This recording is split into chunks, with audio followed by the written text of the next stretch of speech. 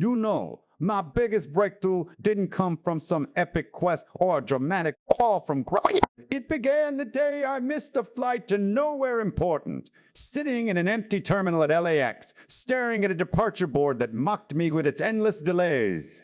I was pissed, exhausted from another press junket, another role that blurred the line between who I was and who the world thought I should be. My phone was dead, no distractions, just me and the hum of fluorescent lights.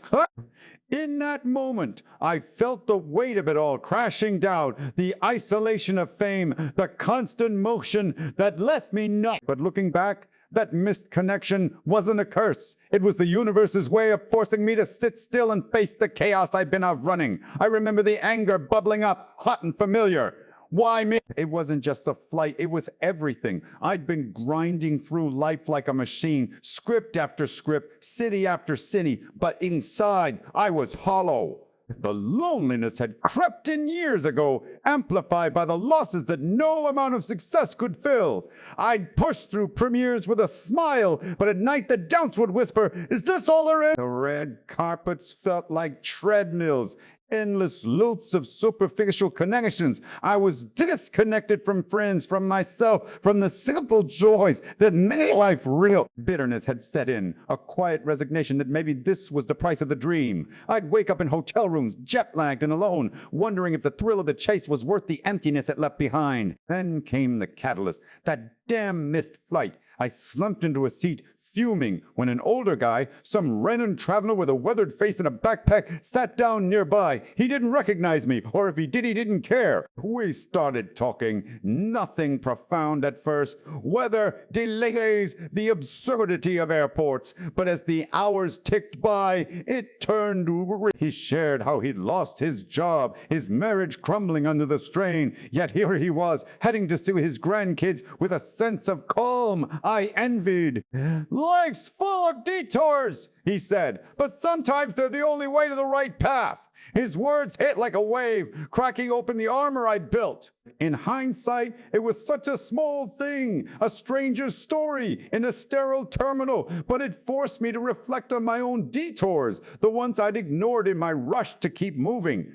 That conversation lingered, stirring something deep. It reminded me of a Buddhist parable I'd read about a monk who clings to a branch over a cliff, tigers above and below, yet he spots a strawberry and savors it, embracing impermanence in the midst of chaos.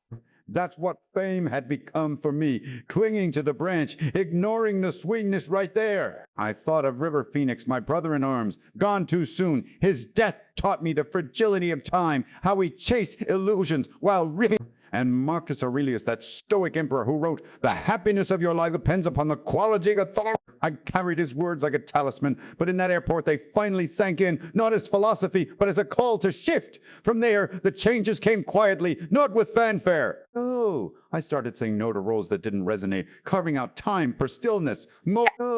I reconnected with old friends, not through grand gestures, but simple, come on, share me. Habits shifted. Meditation became daily, not sporadic. I read more, dove into Alan Watts' talks on flowing with likeness, unpredictability, letting go of the illusion. My worldview softened. I began seeing people not as roles in my story, but as stories themselves, worthy of presence. Peace wasn't about escaping the grind. It was finding purpose within it, valuing the quiet moments over the spotlight. And now, as I look back on that missed flight, it's like watching a movie where the plot twist redefines everything. That plane I didn't catch, it was the moment I finally arrived at a place of groundedness I never knew I needed. The terminal's emptiness became a mirror, reflecting a man who'd been flying blind. Today, I move slower, deliberate. Fame's still there, but it doesn't define me. It's a tool, not a trap. I pour into projects like The Matrix Resurrections or my comics, but with intention stories that explore awakening, resilience, and in quiet times, I think of that stranger, how a delay birthed a dialogue that rerouted my soul. The lesson?